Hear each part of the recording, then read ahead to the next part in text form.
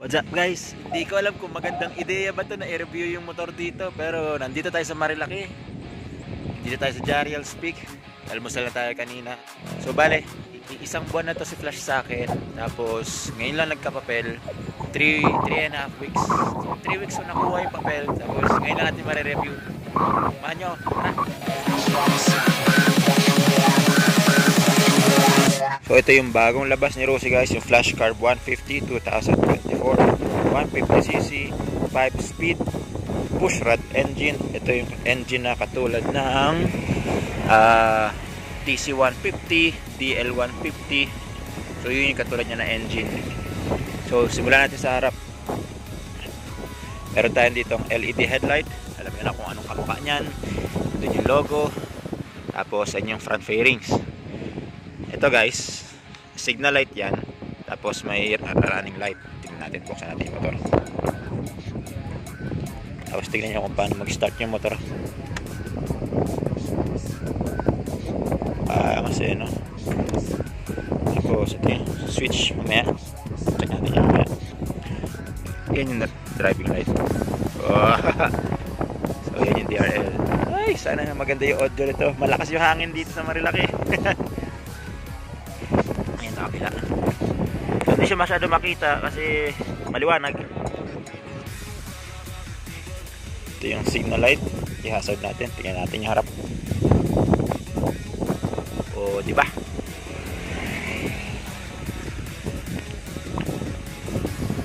Okay, so nandyan yung signal light niya. Daytime running light.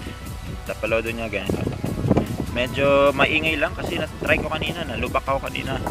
Tumutunog siya, so baka palitan ko yan. Telescopic, approve ako dito sa shock niya kasi makapal, hindi katulad ng ibang motor nila dati. Naka mags na siya, yung mags niya katulad sa DL, which is gusto ko. Nagustuhan ko yung mags niya kasi plain lang, walang halong kulay. Hindi katulad yung sa FI version niya is yung black tsaka alloy color. Gusto ko kasi plain, malinis lang eh. So para wala nang arte-arte. Stock tires is 70 by 80 by 17. Lakas ng loob ko mag stock tires sa Marilaki. Ganda ng kayod. Pero palitan natin yan. Siguro ang sagad dito sabi nila is 80 by 80. Ang plano ko is 90 by 80 kasi baka sobrang kapal na eh. 80 by 80 lang siguro. Ang ganda ng kanyang disc brake. Malaki. Alam niyo na kung anong katulad niyan. Actually, sa looks lang ng mags niya, kahawig siya ng Raider eh, no? Front caliper, dual piston, disc brake niya. May extension dito para hindi masyado madumi, pero parang effective kasi yung elbow, yun ay madumi. Sa taas, hindi masyado. Kasi ito yung araro. Ano nangyari dito? Tinamaan to ng bato kanina. May tumunog dito eh. Check na lang sa bahay siguro. Okay, pwede tayo sa dash. So, ganito siya pag ina-on. Pakaangas, no? So, dito sa instrument panel, meron tayong RPM, which is yung tachometer. Fuel gauge indicator. So, puno pa rin tayo ngayon. Yan yung trip meter. Ito yung odo niya. Kita mo, bagong-bago. Ngayon ka lang nilabas. So, 166 kilometers. Yung additional 70 kilometers paikot-ikot yun sa loob ng barangay eh. So ang trip ko ngayon is 93.2 kilometers at voltmeter, tapos yung ating speedometer. So sa taas meron tayong indicator na neutral. Mawawala yan kapag shift natin.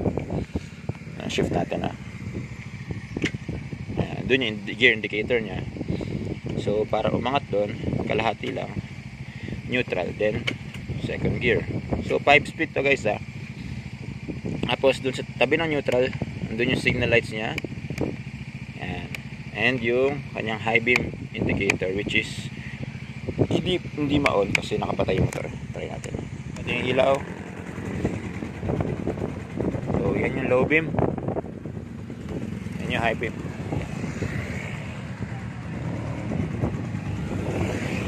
So nandito yung indicator ng low beam tsaka high beam niya.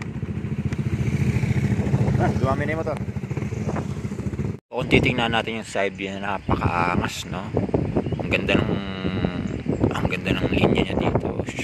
sharp yung detail dito. Tapos tulis yung front fairings dito, angas. Ang talas, no? Ang dami niyang sharp edges, napakaangas ng geometry ng ginawa nila sa motor. Good job, Rusi. So nga pala dito sa side na to, dito nyo ma-access yung baterya, yung tools nandito sa ilalim. Tapos andyan din yung ignition andyan yung starter relay niya, kasi sa kabila nito andun yung dito andyan yung CDI. Dito yung instrument panel niyo. Kung mag-troubleshoot kayo, simulan nyo dito. Andito rin yung spare na fuse. So meron pa rin siyang kickstart. Okay yan, kasi just in case malubat, gusto ko merong kickstart lagi. Dito yung brake pedals, ang brake master ng rear, yung brake reservoir, yung brake fluid reservoir ng rear brake. Ang nagustuhan ko, guys, kay Rusi ngayon, yung mga bolts niya. Ang ganda ng quality ng bolts niya. Sinikip ako na lahat yun, lalo na yung mga ganito.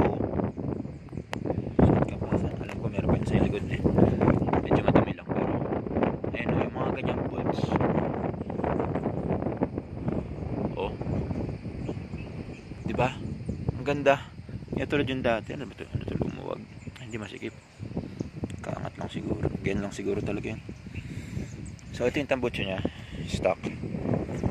Okay na ako dito, pero malapit na mag-yoyor, baka palitan ko yan. Mas isa pa, ang nagustuhan ko, guys, yung quality ng bakal na ginamit. Uy, mag-focus ka. Yan.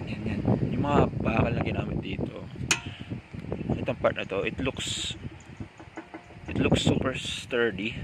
Tibay siya. Basta ang ganda ng improvements ni Rusi ngayon. Ganda ng ginamit ng mga materials. So sa likod, yan yung view. Iwan natin yung hazard. So yan itsura niya kapag naka-hazard sa likod. Alright. Tapos yung kanyang date time or yung DRL nya sa likod. So, pag ipipreno naman, ganda itsura kapag ipipreno. Cute, diba? Yun lang. Dito banda may single piston caliper yata, o single lang to. At least disc brake pa rin, no? Angas ng likuran nyo. So yung tire size nya sa likod is stock is 180 by 17. Iwan singang front. Hindi ko pa sinasagad dito sa Marilao kasi stock to eh, tsaka basa. Tapos yung quality ng sana marinig ninyo ako. Malakas yung hangin. Yung chain nya, yung stock chain nya, okay siya, pasok naman sa standard. Yung bolts, well, hindi naman siya lumuwag. Kanina pa ako hataw dito sa bundok eh. So kahit mag downshift ako, okay. Maganda yung settings ng kadena nya. Ay, kailangan ko na mag extend. Lumuwag na siya. Kanina lang siguro ito lumuwag. Dami kong downshift kanina eh. Yan. Ito yung tsura ng kanyang kabilang side. Okay, so ngayon naka-stock sprocket ratio pa rin ako. 42 ang rear sprocket. Ewan ko lang kung 14 or 15 teeth yung harap. I-comment nyo na lang dun sa baba kung 14 teeth or 15 teeth yung stock, kasi hindi ko pa kinakalikot to eh. O side stand kill switch, hindi ko na kailangan yun. Tagal ko na nagmumotor. Angas ng detail, no? So may nakalimutan pala dito tayo dito sa harap. Focus ka. Yan, yung USB port. Charging USB port. So pwede tayo mag-charge dyan. Well, hindi ko nalalagyan to ng, siguro kung lalagyan ko siya ng cellphone holder, siguro dun sa bag na lang siguro. Maglalagay ako ng bag dito. Gusto ko to manatiling malinis eh. Walang mga kung ano-anong abubot. Side mirror nya, madumi. Sorry na. Basta nagustuhan ko. Ito body color to kasi kulay niya yung body, yung fairings. Makintab yan. Pakita ko yung picture ng malinis eh. Okay naman ako dito. Papalitan ko rin yan. Pero in the meantime, okay siya. Sound check natin. Okay, sound check.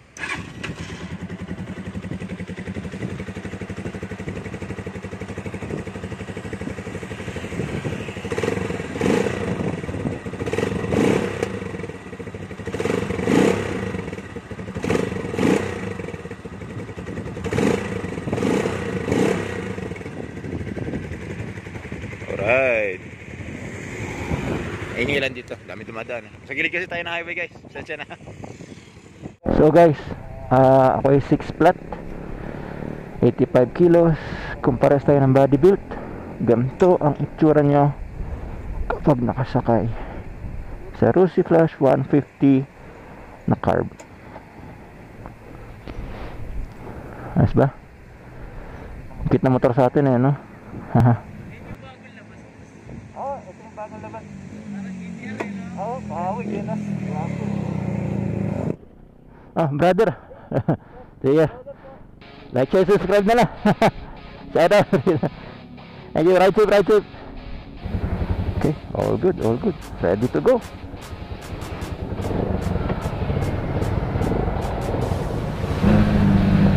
Woo!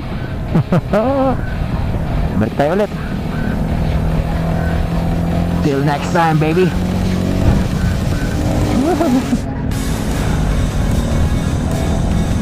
Ganda.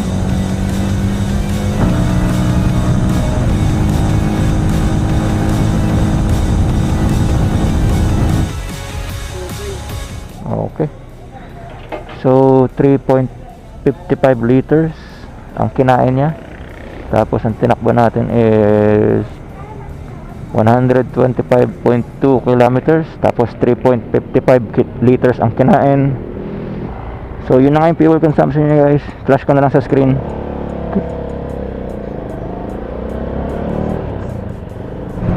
Uwi na tayo. Alrighty. Lamig.